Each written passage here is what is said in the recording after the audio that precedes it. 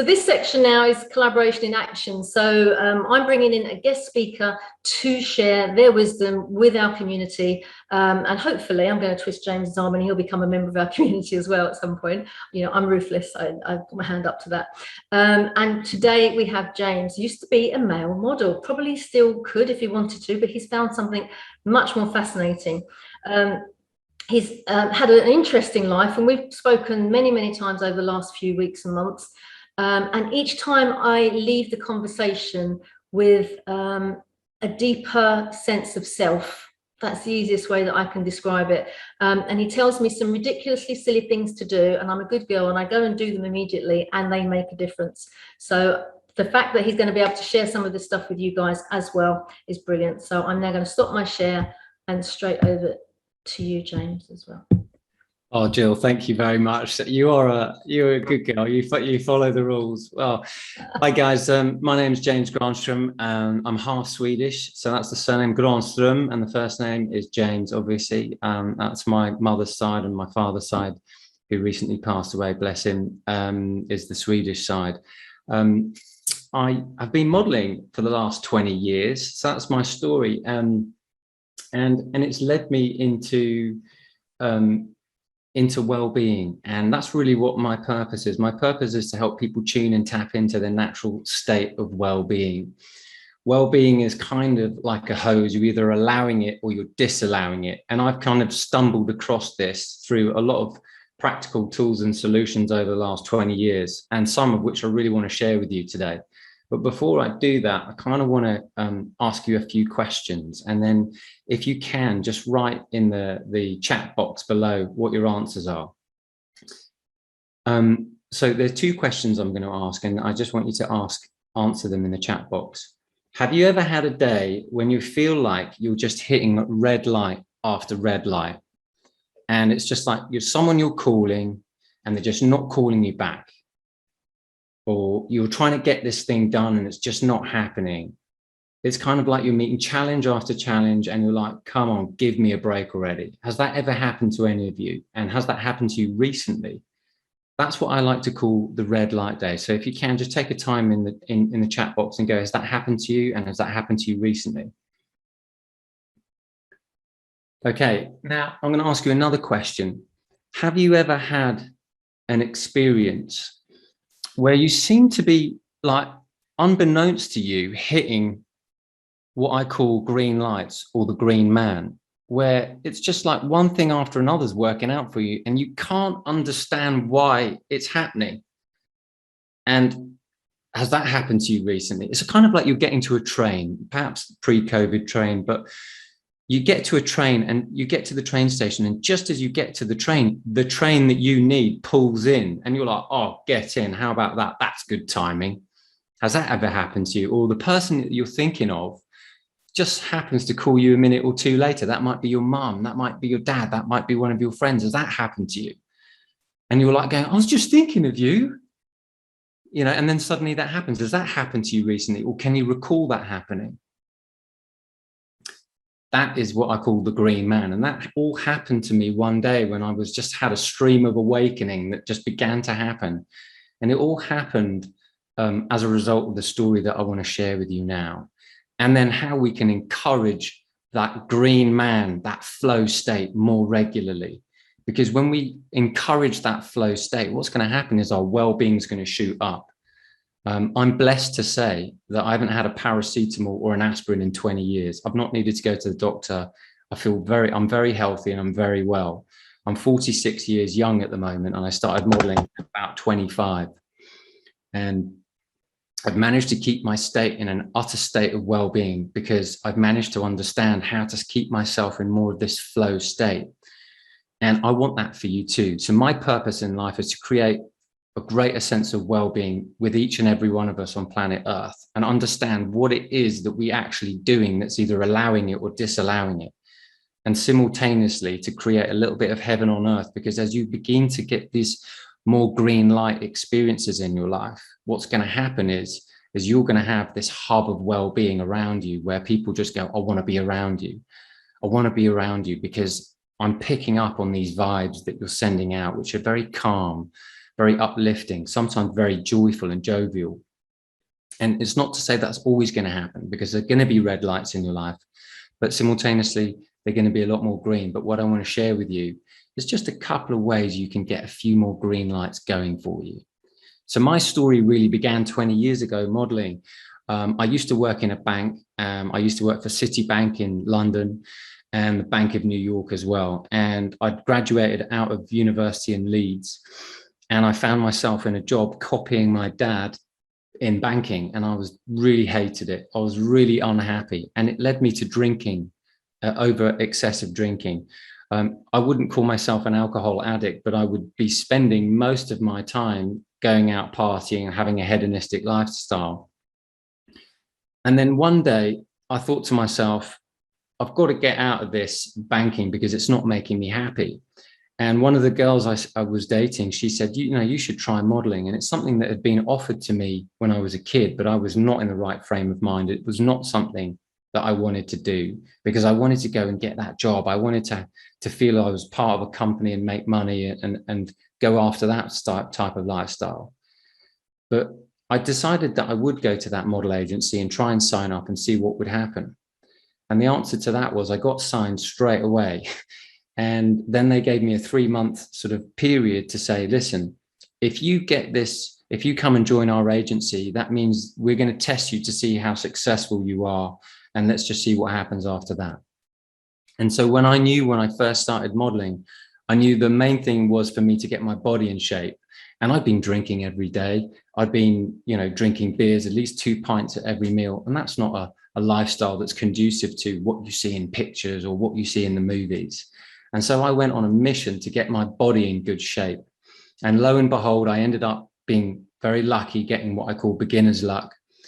And the reason why it's called beginner's luck is because it's helping you. It's like your soul is going on a journey, and this is the beginning.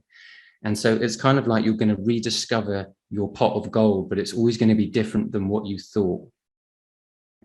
And so as I go on this journey of understanding and working my body, going to the gym, getting myself in great shape, and my goal was quite shallow. It was to get a 6-pack. I want to get a 6-pack.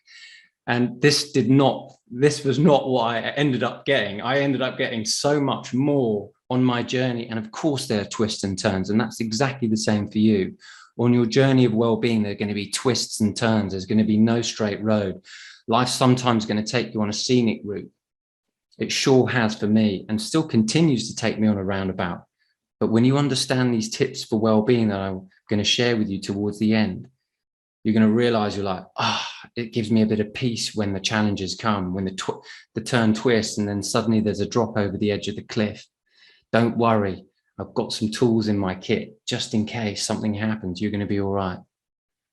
And so as I begin to model, I ended up getting a nice job for Ralph Lauren, and it ended up paying me a really good deal of money that allowed me to then be going, well, do I continue banking or not? Because this was still the 3-month period.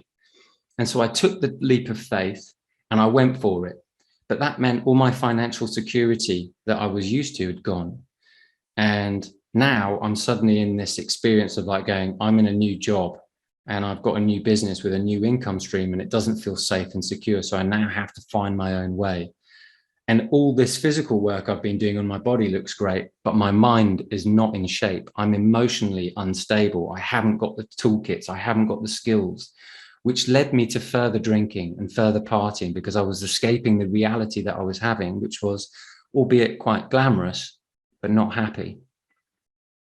And so where are you? Is that resonating with you? Do you ever sometimes feel like you're trying to escape your reality? Because when you are, that's kind of like when you're hitting that red light day. You're escaping reality. You don't know how to deal with reality. And that's why people turn to drugs or alcohol or some sort of addiction, because they're not happy with their life that they've currently got. And that's what led me to meditation. And I understood that taking care of the body was one aspect. And then I understood that taking care of the mind was something completely different. But when I discovered my soul in the process, that's when the whole green lights just kicked off. And I want that for you too. And so meditation was, I had the idea for it, and I had the idea for giving up drinking, and I had the idea for changing my diet.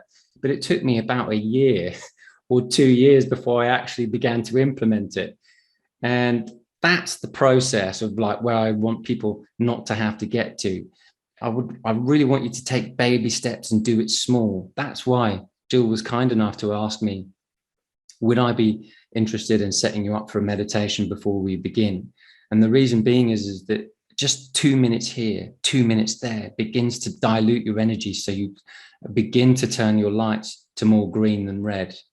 That's been my experience. And so when I began meditating, I was going full blown 20 minutes twice a day, one in the evening, one in the morning, straight after my shower, straight after I brush my teeth. 20 years later, I'm still doing it and I haven't missed a day.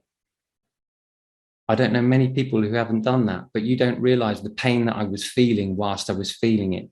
And so my real reason why I'm here today talking to you is because I don't want you to feel the pain that I felt, because I want you to have these tools so that you can use them, so that when life presents you with a cliff drop, don't worry.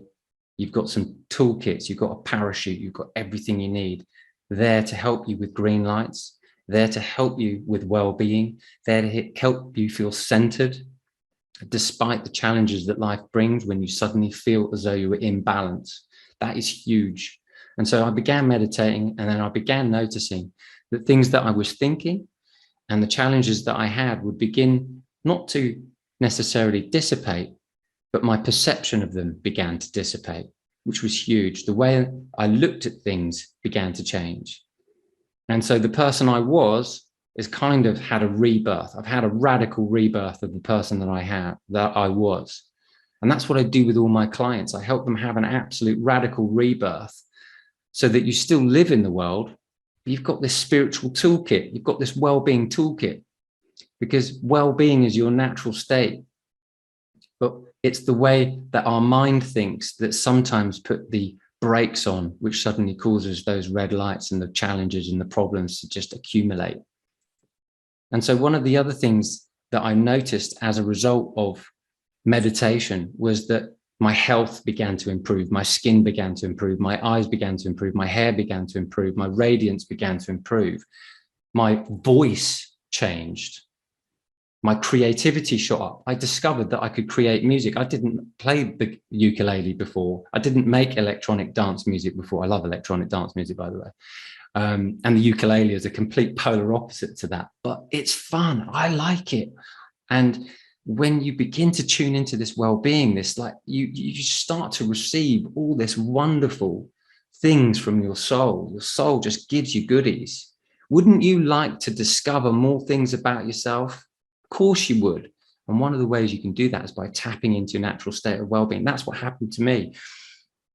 And I'm just flabbergasted to just like go, how do I do that? And the answer is, I'm kind of acting or receiving the information in blocks of thoughts. I'm receiving a good idea for a song. I'm receiving a good idea to make this track and put this instrument in there. I'm receiving a good idea to plan this talk. And you can too. And what if your natural well-being becomes so high, you don't need an aspirin, you don't need a paracetamol, you don't need any pharmaceutical drugs anymore. You're automatically guided to foods and things and habits that serve you. That's what happened to me. I'm now plant-based and have been for almost 20 years. That's not something that I was or something I grew up with. It's just something that happened. As a result of meditating, my body began to detoxify. And as it detoxified, my natural vibration began to raise. Suddenly I've got a lot more energy, and now my body needs fuel that matches the energy. So if you're feeling low on energy, notice what you're thinking. Has it got red lights on it, or has it got green lights? Because your thinking is allowing the green lights or creating more red lights. And that's what I noticed as I began to meditate. My thoughts, I became aware of the thoughts that I was thinking, and I began to choose the good ones. And as you meditate and as you begin to put better foods inside of your body, you now are in a greater, higher place to oscillate and live from, which means you're at a higher plateau. I call it like the Willy Wonka factory. I don't know if you've ever heard of Willy Wonka, but you know, at the top, he's got this glass ceiling in his factory. And it's a lovely children's story. But there's this old quote by Hafiz, and Hafiz is a poet. And he said, Out between the field of doing, right doing and wrong doing, there is a field, and I shall meet you there. And this is a beautiful quote that stayed with me for years. And when you get to this place of well-being, he's talking about that field. And that's what I'm talking about, but I'm saying it in a modern day way. A guy wearing a Zara t-shirt, wearing a pair of shorts in the sunshine. And I'm saying, you are that person too, but you just have to reveal it to yourself by tapping into your natural state more regularly, diluting your energy more regularly. So you have this energy, you have this allowance of positive energy flowing through your body. And so I've talked about it very briefly. Meditation is one way. So we'll talk about that in a bit later. But another way you can do it is obviously choosing the foods you can do it. And another way you can do it is by spending a lot more time in nature. And another way you can do it is by being creative about doing things that you love. And another thing you can do it is by choosing good thoughts that feel good. And you know whether they feel good because they make you feel good. And certain thoughts are green lights, allowing that well-being. And certain thoughts are red lights, creating resistance. And when you recognize the difference between the two, you will have tapped into your natural state of well-being. Anyway, I hope you enjoyed my talk, and I hope you got some value from it. And I look forward to speaking with some of you in the breakout rooms. Wow. That was, could you get the feeling that he could go on for quite a bit? A little round of applause, I think. That's a really good idea. He's touched the tip of the iceberg, and there is so much more to learn from James. And also, hopefully some of you are already partly on that journey as well. So you're sitting there going, yeah. And others are going, I used to do that and I don't do it anymore. And then other people are going, yeah, I really need some more green light days. You know, we've all been there. We all know what that's like. But this dedication of the last 20 years, doing the same thing every single day for 20 years, is quite something. Thank you, James. I love that. Absolutely love that.